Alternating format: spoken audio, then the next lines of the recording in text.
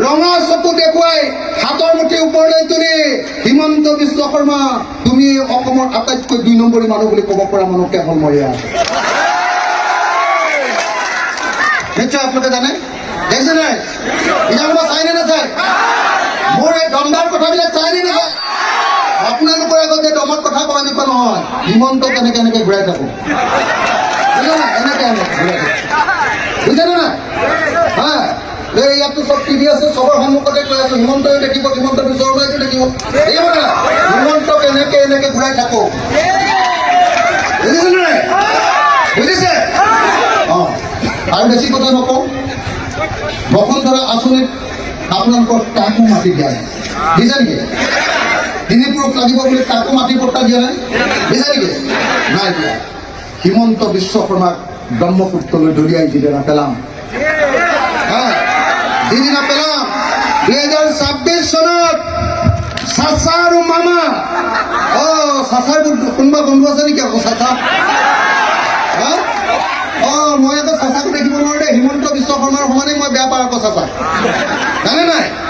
এজন হ'ল হিন্দু সাম্প্ৰদায়িক আৰু আনজন হ'ল মুছলমান সম্প্ৰদায়। যেতিয়া মামাৰ অৱস্থা বেয়া হয়, চাচাই নামনি অসমত কৈ দিয়ে এইবাৰ লুঙি টুপিৰ চৰকাৰ হ'ব, কৈ দিয়ে নাই? লগে লগে উজনি অসমৰ অসমীয়া বাকী মানুহবিলাকে ভাবে মুছলমানে দিশটো দখল কৰিলে, হয় নাই? এই আমি চবে লগ লাগি বিজেপিকে ভোট মাৰিব, হয় নে নহয়? এইটোৱে হ'ল চাচা আৰু মামাৰ অংশ। যদি এইটো নাইকিয়া কৰিব লাগে, এই দুইজনকে ব্ৰহ্মপুত্ৰলৈ কাম কৰিব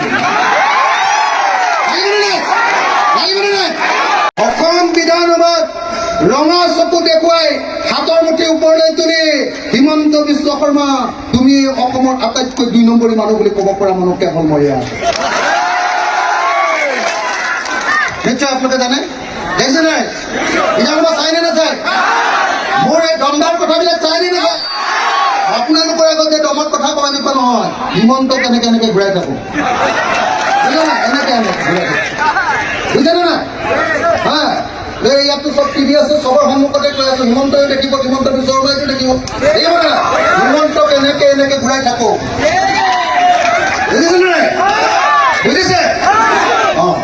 আৰু বেছি কথা নকওঁ, বসুন্ধৰা আঁচনিত আপোনালোকৰ কাকো মাটি দিয়া নাই, দিছে নেকি? ডিনিপুৰক লাগিব বুলি কাকো মাটি পট্টা দিয়া নাই, দিছে নেকি? নাই দিয়া।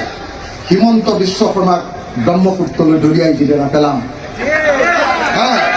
যিদিনা পেলাম ২০২৬ চনত চাচা আৰু মামা, চাচাৰ কোনোবা বন্ধু আছে নেকি আকৌ চাচা? মই আকৌ চাচাকো দেখিব নোৱাৰো দেই, হিমন্ত বিশ্ব শৰ্মাৰ সমানেই মই বেয়া পাওঁ আকৌ চাচা, জানে নাই? এজন হ'ল হিন্দু সাম্প্ৰদায়িক আৰু আনজন হ'ল মুছলমান সম্প্ৰদায়।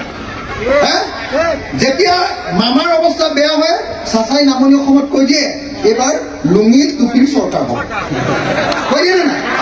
লগে লগে উজনি অসমৰ অসমীয়া বাকী মানুহবিলাকে ভাবে মুছলমানে দিশটো দখল কৰিলে, হয় নাই? এই আমি চবে লগ লাগি বিজেপিকে ভোট মাৰিব, হয় নে নহয়? এইটোৱে হ'ল চাচা আৰু মামাৰ অংশ। যদি এইটো নাইকিয়া কৰিব লাগে, এই দুইজনকে ব্ৰহ্মপুত্ৰলৈ কাম কৰিব।